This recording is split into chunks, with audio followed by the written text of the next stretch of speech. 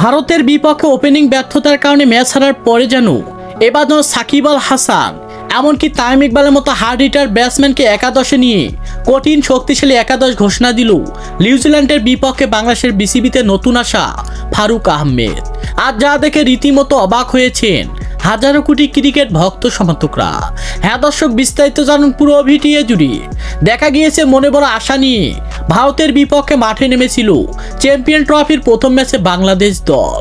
আর সেই ম্যাচে নাকি একেবারে দলকে হতাশ করেছেন নাজমুল হাসান শান্তর মতো ক্যাপ্টেন, এমনকি সৌম্য সরকার।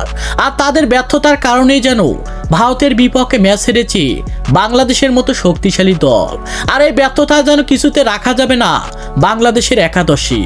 আর বাংলাদেশের ওপেনিং পজিশনে তামিম ইকবাল এবং সাকিব আল হাসানের মতো অলরাউন্ডার প্লেয়ারকে দলে নিয়ে কঠিন শক্তিশালী একাদশ ঘোষণা দিল নিউজিল্যান্ডের বিপক্ষে বাংলাদেশ দল।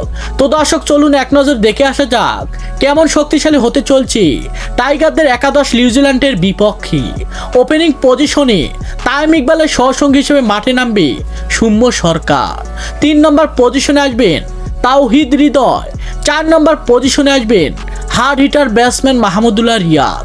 5 নম্বর পজিশনে আসবেন দীর্ঘদিন ধরে বাংলাদেশ টিমের বাইরে থাকা অলরাউন্ডার প্লেয়ার সাকিব আল হাসান।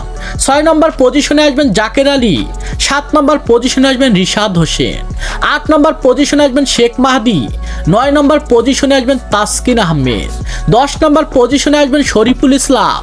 11 নম্বর পজিশনে আসবেন দুর্দান্ত কাটার মাস্টার মোস্তাফিজুর রহমান। তো দর্শক, এমন শক্তিশালী একাদশ নিয়ে কি পারবে বাংলাদেশ শক্তিশালী নিউজিল্যান্ডের বিপক্ষে অবিশ্বাস্যভাবে জয়লাভ করতে? সে বিষয়ে আপনাদের গুরুত্বপূর্ণ মতামত জানাবেন আমাদের ভিডিওর কমেন্ট বক্সে। ধন্যবাদ।